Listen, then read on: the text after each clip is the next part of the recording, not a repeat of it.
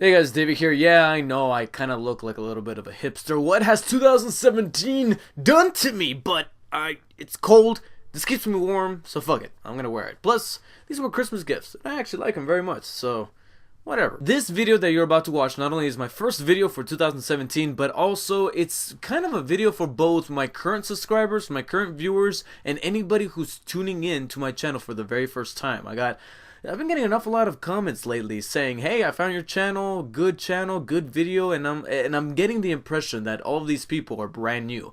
And for my first video of 2017, I wanted to do a little something here, something a little bit different than the usual video that I make, whether it be a review or a vlog. I wanted to kind of give you guys a little behind the scenes look as to how I operate on YouTube when it comes to making my videos. And this video is going to be all about my YouTube video setup. How exactly do I shoot videos? What exactly is there beyond the frame that you're seeing right now? Before I get to that, let me talk about what's inside the frame and why it is that I choose this style of framing over the usual traditional style that an awful lot of other people film their videos with. Because as many subscribers as those people have, I've never really been a huge fan of somebody just sitting in front of the camera, being right in the center, or being very close, and just talking, and that's it. I've always loved to have something balancing out the frame. If you guys have been watching my videos for the longest time, or if you know me personally, you know that I want to be a director hopefully in a couple of years. Not when I grow up, but literally in about 4 or 5 years, I want to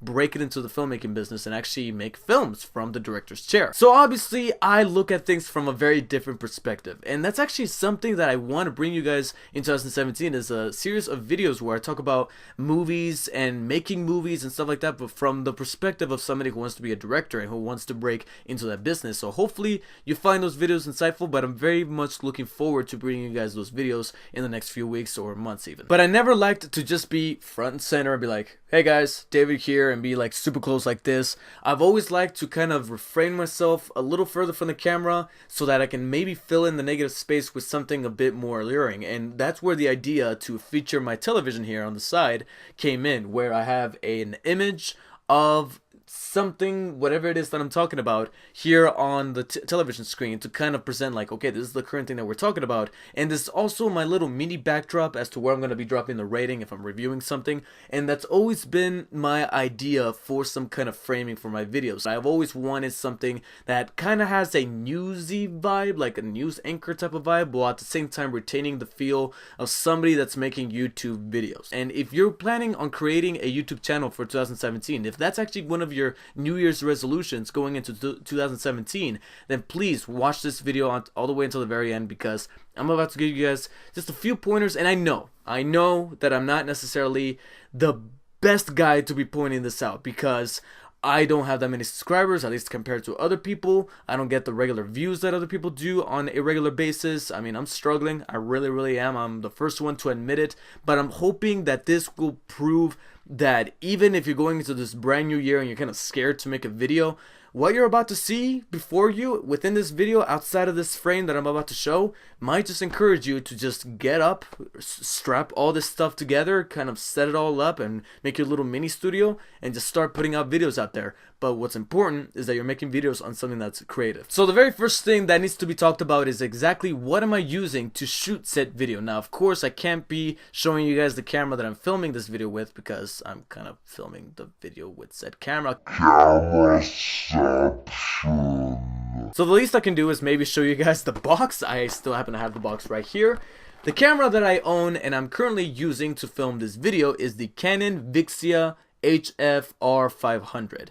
Now, this camera is no longer in circulation. Why? Because just like the iPhone, Assassin's Creed, and Call of Duty games every single year, Canon is always going to be stepping it up when it comes to their consumer line, their basic consumer line. They're always going to be releasing the RF 600, the HF-R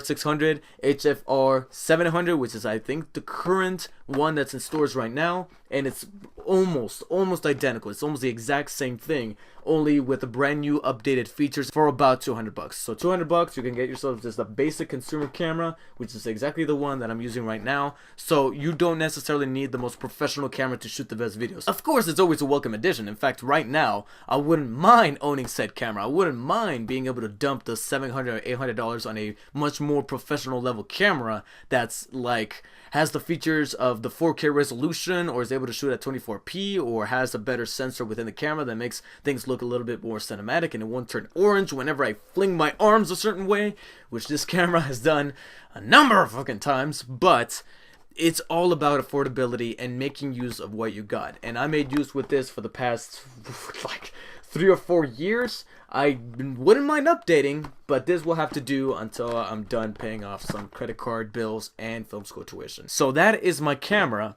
As for the audio, I am currently using a Blue Ice Snowball microphone. I'm about to pick it up, so you might pick up a little bit of audio of it moving about, and it's getting a little bit close to my mouth.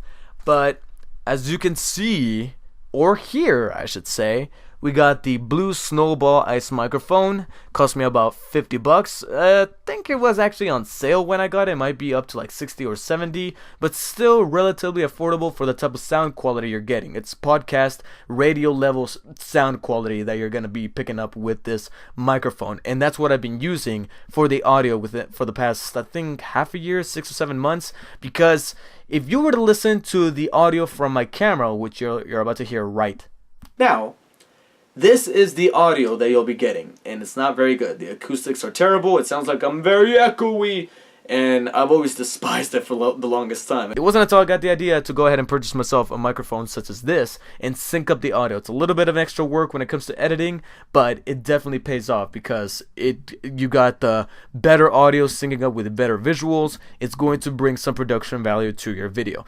You don't necessarily need to pour another 50 or 60 bucks into getting a level grade microphone like this, but something that's definitely a step up from the usual microphones that are embedded into the camera, which most of the time always sound like this, very echoey, very it's always a welcome plus. So that's what I use. I'm gonna set it back down on the little area here that I have it on, which you're about to see in just 1 second to just showcase the struggle. And that really about does it when it comes to showing you what I can show you from this point. So for the first time ever, I'm about to grab you. Okay, before I do so, I think I need to point out that what you're about to see may be disturbing if you are a neat freak. There's no other way to put it in words, so be warned.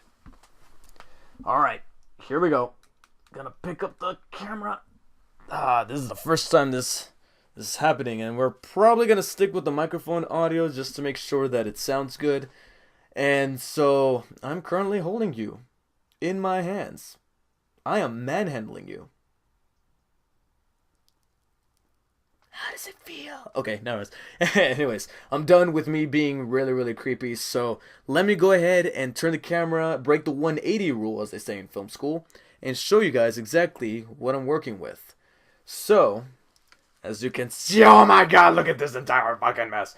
Yeah, this room is a mess from the other side of the equation here. And it's not necessarily my room, it's like a storage room. It's like half the storage room over here, and then the other half over here is like my little corner of entertainment where I work on the things on my computer, where I play my video games with the screen, and behind the television screen are my PS4 and my PS3. And then down below there is my Xbox One. So yeah, this little corner here is like my little man cave, whatever the fuck it's going. Anyways, so yeah, as you can see, you just have to make do with what you got. This is not exactly the most ideal room to film, but if you can just work with like a corner and like set dress it into a little environment that's gonna look very professional on camera, then you got it. So like I mentioned before, there is my Blue Snowball Ice microphone, and it's sitting on my Uncharted 4 Collector's Edition box.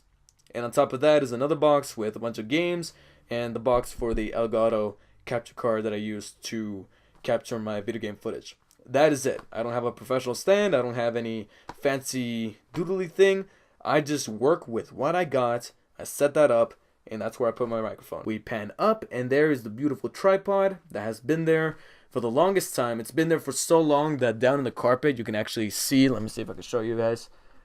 You can actually see, let me zoom in, the little areas where the legs have embedded into the, have pushed themselves into the carpet. But that's good. That's good because that lets me know where exactly the tripod is going to be whenever it gets moved, especially when my parents move it around and I'm like, damn it. Light number one. Okay, before I get to the lights, it's crucial to point out, back to me, it's crucial to point out that your lighting system is really, really good, because nobody likes a very dark video where you can't see who's talking, you can't see exactly who you're identifying with, because you're showing your face and you need to be talking to somebody. You have to be talking to the camera like you're talking to a person. Pretend that that eye is a pair of two eyes, a pair of eyes, a pair of two eyes, it's redundant. Anyways, you're talking to somebody. They need to see who they're talking to, because that's ideal. That's communication 101. So lighting is important. However, you don't have to go to the extremities to get yourself a full-blown director of cinematography kit that has deflectors and all this fancy shit. Check this out. I have 1, 2, 3 desktop lights. The lights that you use on a regular old-fashioned study desk, each one about 10 to 15 bucks at Target. In fact, I swear to God, one of them still has the little the little tag on it still. I think it's the price tag, but yes, still has it. And guess what they're sitting on? Boxes. Just random ass boxes. There's no fancy stools, there's no feng shui going on, just boxes. In this case, it's one storage box that's housing the light here on the side, which is considered the fill light. You got the key light, which is going to be the main light that's focusing on your subject, which in this case is yours truly, standing on top of one of my boxes for my Hot Toys figures. I believe that's Hulk in there. And then we got the background light, which is illuminating my background on another Hot Toys box. And again, key light, that lights me up. Background light, that lights the background out. And then the fill light, which is, in the industry, we call it the light that is meant to fill in all the little dark spots that the key light's not going to be able to reach when it comes to the light beams shining down on me. And that's it. 10 to 15 bucks each, so about 30 to 45, maybe 50 bucks total for all three. We got 200 for the camera, we got another 50 for the mic, so about 300 to 400 bucks. Sounds kind of expensive, but once you get yourself that very first job, that very first paycheck, you're good to go. You're not even reaching the thousands. You're not even reaching half a thousand. Now, of course, you do need the computer. If you're planning on getting very intricate with the editing, you do need yourself a very good and sustainable laptop. It doesn't have to be a gaming laptop. It doesn't have to be the most ridiculous thing ever, the most high-end PC master race thing. But it has to be something adequate for you to be able to run some kind of editing suite. It could be Adobe Premiere. It could be fucking Windows Movie Maker. Or in my case, I tend to use Sony Vegas Pro 13. That is the editing suite that I use, and that is somewhat of an expensive suite, which is like, I think, 200, 300 bucks, but that's me. And that's a pro editing software that has like all the things. In fact, let me go ahead and just show you in passing. So right here we have my so sorry guys, I meant to see that. Hold on. Okay, so here's my laptop, and before I get to Sony Vegas, you will notice that here in the middle of the screen is my voice. Right there, as I talk loudly, you can see that's my voice transferring over to my computer. The very fancy smancy software that I'm using to record my voice with the Blue Snowball Ice microphone is Sound Recorder. Sound Recorder. One of the most basic software applications that you'll find on any PC. It's free. It comes with it. Every single PC comes with it. I don't use no fancy audio mixer 5000, no, Sound Recorder. I could use some kind of editing software or sound software that's supremely high end, and you're able to change the volumes and being able to have different control panels and all that. But no, Sound Recorder. That's it. I hit record. I hit stop record. I save the file and I sync it up. And I sync it up in Sony Vegas, which is right down there, right next to the Sound Recorder icon. And there we have it loaded up. It's booting up. The last video on it should be the GTA 5 video that I posted last. And as you can see right there, there's Sony Vegas. And there's a bunch of little modules on it.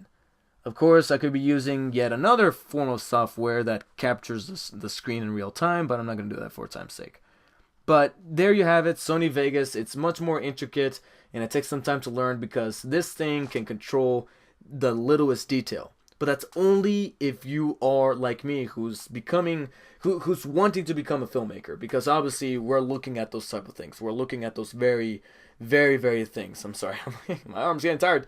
But we're looking for those tiny little details to change, to modify, to tamper with. If you are going for like the most basic stuff, then just get the most basic form of Sony Vegas, which is probably about 50 or 60 bucks. That's it. So there you have it. You got the lights, 30 to 40, 45 bucks maybe. You got some boxes to set them on top of with. You got the blue snowball ice microphone, another 50 bucks. Boxes on top of it to keep it up and get it as close to your mouth as possible, but not too close to where it's in the middle of the shot, and it's also too close that the sound's gonna sound very iffy. And of course, we do have a laptop. That laptop did cost me about 700 bucks, but you don't necessarily need the $700 laptop. I just chose to do that because I want to be rendering at the highest setting and to do it at an adequate time that doesn't take like hours like my last laptop did. But that's entirely up to you. But I just showed you how you can go ahead and create your little setup here for about $400 to $500 and go ahead and kickstart a very adequate setup to start making videos here in 2017. So please, please, please let me know, guys, if you found this video informative. If you are a newcomer to my channel, if you are a current subscriber that has been watching for the longest time and has always wondered, what exactly does he use to film? What is his camera? What is this microphone? What is his laptop? What editing software does he use? There you have it. And if you guys don't want to watch the video again but forgot, I will go ahead and gladly post in the description what exactly it is that I use for informative purposes and links to where you can find said materials, because it's easy. You just got to put in the work, and most importantly, you got to put in the motivation, because making videos is not just some simple thing that you can go, okay, I'm just going to make videos. If you're going into 2017 and one of your New Year's resolutions is to start making YouTube videos and set up a channel and become passionate about that, then please don't do the whole, I'm going to go to the gym and lose all this weight for 2017, and then by halfway through January, you're out that motherfucker. No. No. I'm hoping to look at 2017 with much more optimistic eyes. I'm usually a bit of a cynic, but I feel like 2017 could look a little bit brighter, but that's only if we make the act and decision to do so. And I'm hoping to do that with my YouTube channel. And if you're planning on setting up one yourself, I'm hoping you do too. Please like and you know what? My arm's getting tired. I'm passing it over to you. Actually, this is a much better shot. This is a much better shot.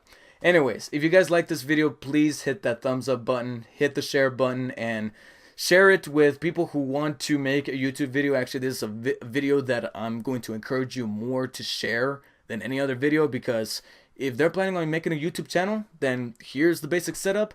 And if you guys want to see more videos on how to make certain YouTube videos, whether they be reviews or vlogs or even some of the gaming videos that I've been posting as of late, then please, please, please give me a hit up, or give me a, whatever the fuck it's called, give me a comment. Give me a comment in the comments below letting me know if you guys want to see said video, because I would love to bring you guys a series of videos about that sort of stuff. It's a brand new year, so I definitely want to kind of change it up and not just do reviews and vlogs, but kind of make it somewhat of a variety channel, so to speak, kind of, sort of. So please, hit that like button, hit the share button, post your feedback in the comments, and if you're a brand new newcomer and you found this video very informative, then all the more reason to hit the like, share, and of course, subscribe for future videos that have to do with making YouTube videos, gaming videos, as well as the usual and traditional reviews and vlogs from Dark Spider David. Thank you so much for your guys' time. I know this video kind of ran a little long, but hopefully you guys found something very informative during that entire running time. So once again, thank you guys so much for watching, and I'll see you guys on the next of many, many videos to come in 2017. Take care, and if you guys didn't already hear it from me, Happy New Year.